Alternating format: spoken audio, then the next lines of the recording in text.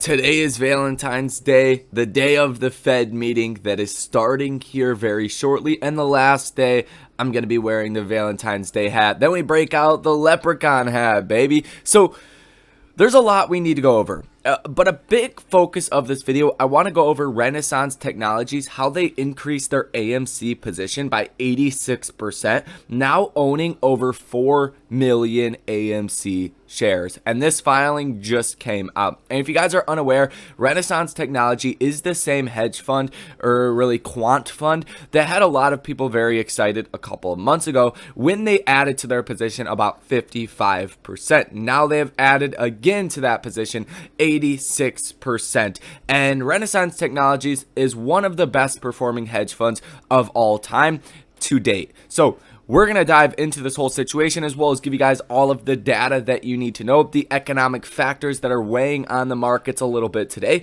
when the markets could actually rally and when these fears could subside. So if you guys are new to the channel, my name is TCI. Hit that like button for me, subscribe to the channel for the Valentine's Day hat and the soon to be leprechaun hat. Thank you guys for tuning in.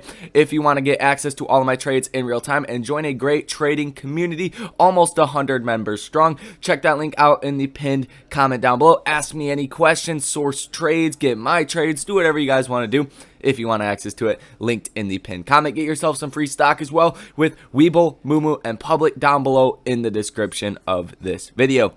So I'm sure you guys have noticed AMC is slightly down today, but we're not seeing those big drawbacks, especially after we have rallied so hard in the last week. You would expect to see somewhat of a drawback, but let me point something out for you guys. AMC is remaining above $18.50 per share. That is this line that I have drawn out right here, and that is just confirming to me yet again that this technical breakout is here and is likely here to stay. AMC is down about as much as the S&P 500 today.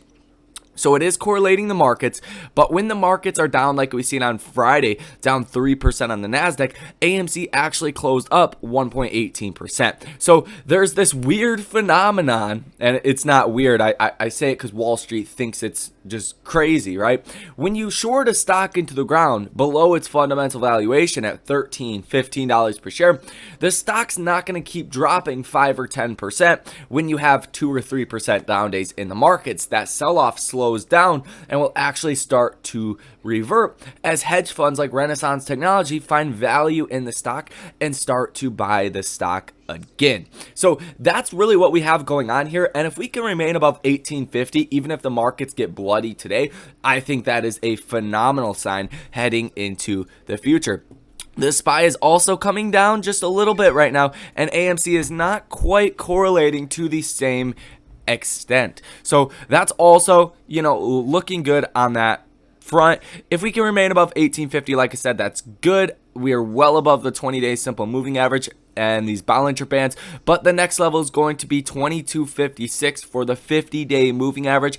I do expect some level of psychological resistance around $20 per share, but as we've seen, we broke out past that this day. That was February 10th pretty easily. So I do expect we could break above 20 fairly easy. It's the question of, do we hold above 20? I personally think we will. I don't know when, but it looks like considering what is happening today and what has happened over the last week, it will be here pretty shortly. So I hope you guys took the opportunity to load up on your positions at 13. You would be up like 40% right now. So that's all very bullish. As far as the volume so far, 18.5 million shares that have traded hands. Now, I do want to get off of that topic and go over some of the economic data.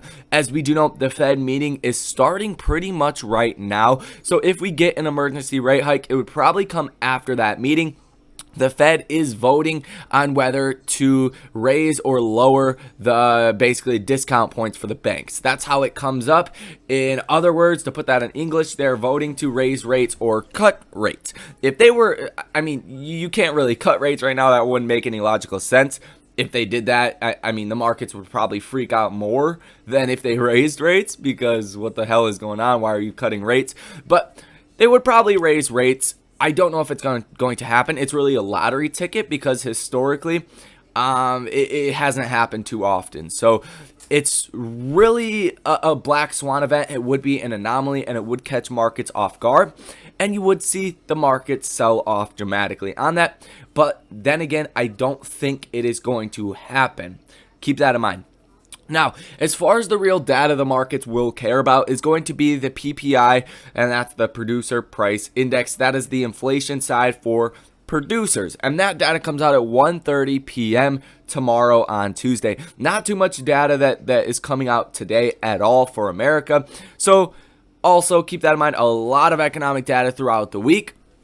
But the first thing that's going to be important is the PPI month over month for January, and that's 1:30 tomorrow, like I said. As far as some of the other data that you need to know, it's going to be Wednesday retail sales month over month at 1:30 p.m., 2:15 p.m. industrial production, again at 2:15 p.m. tomorrow, manufacturing production, and then it says 7 p.m.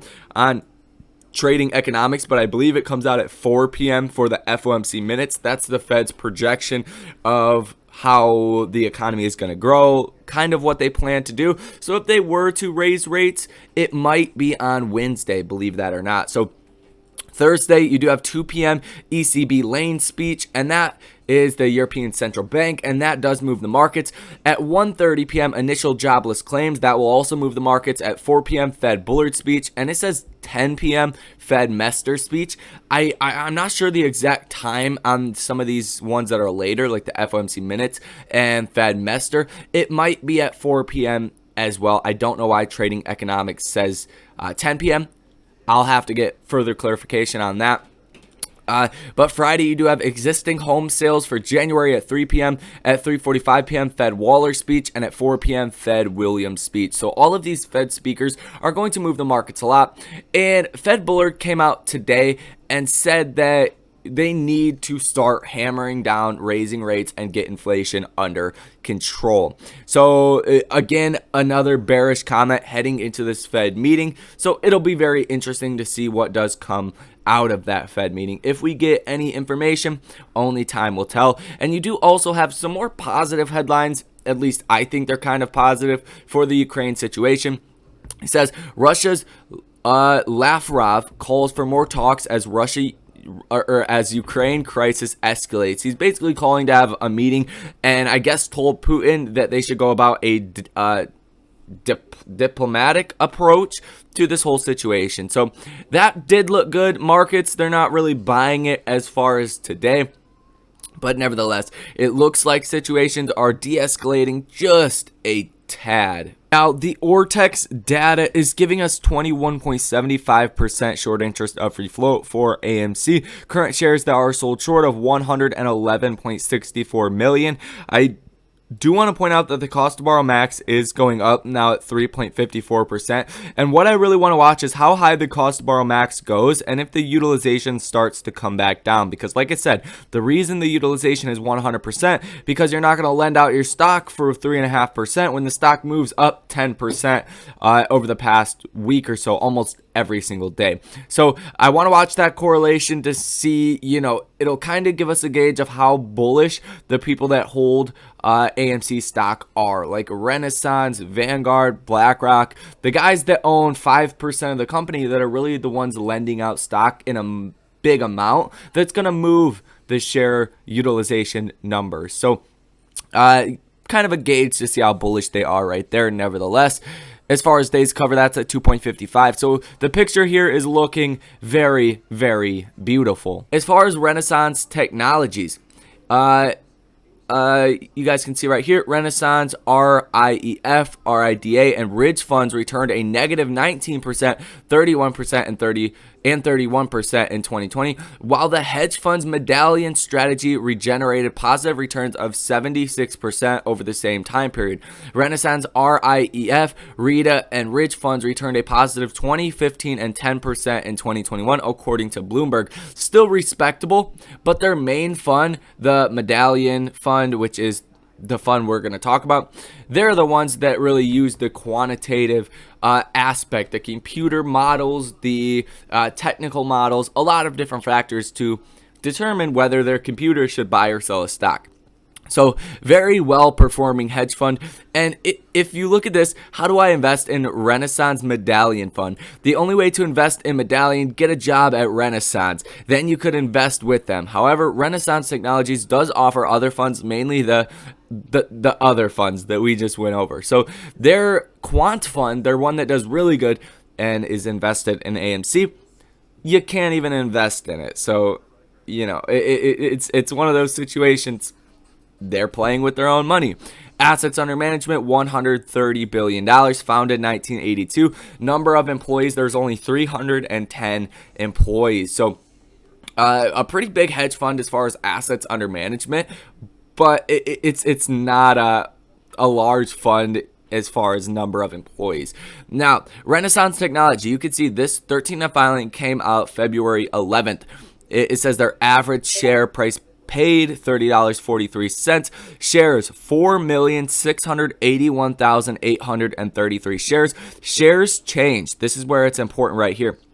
86.71% increase. So that's a substantial amount. I mean, it's worth $127.3 million. It's 0.15% of the fund, which is not a huge allocation, but it's definitely a decent size nevertheless. So that's looking good. The fact that they upped their position again, I mean, shows a lot in my personal opinion. They almost have as much shares as BlackRock. BlackRock has about 6 million shares. They have 4.6 million shares. So getting up to those high numbers, they probably own about 5% of the total outstanding shares, almost 5% of the outstanding shares in AMC. And they're obviously adding to their position, so that shows a lot of conviction in AMC. So that's looking good. I will keep you guys up to date with what is going on as far as the Fed and Russia is concerned. But last thing I do want to cover is going to be the earnings. And you can see after close today is Avis Budget Group, Advanced Auto Parts, Arista might actually make a trade on that one. That tends to move big. Tomorrow, pre-market, you have Marriott, Ecolabs, those are the notable names for that. After hours, Roblox, Upstart, Airbnb, Viacom, CBS. After hours, Wednesday, you do have NVIDIA, Applied Materials, Marathon, Matterport, QuantumScape, Fastly, DoorDash. So some names here that definitely you should keep on your radar. Before open on Wednesday, Crocs, The Trade Desk, Shopify, Kraft Heinz, Hilton, and AMC Networks. That's not AMC. I thought the same thing for a second, but that is not AMC. That is the TV producing Netflix, AMC Networks. Thursday pre-market is going to be Palantir, Walmart, Fiverr, Yeti, which is another very interesting stock.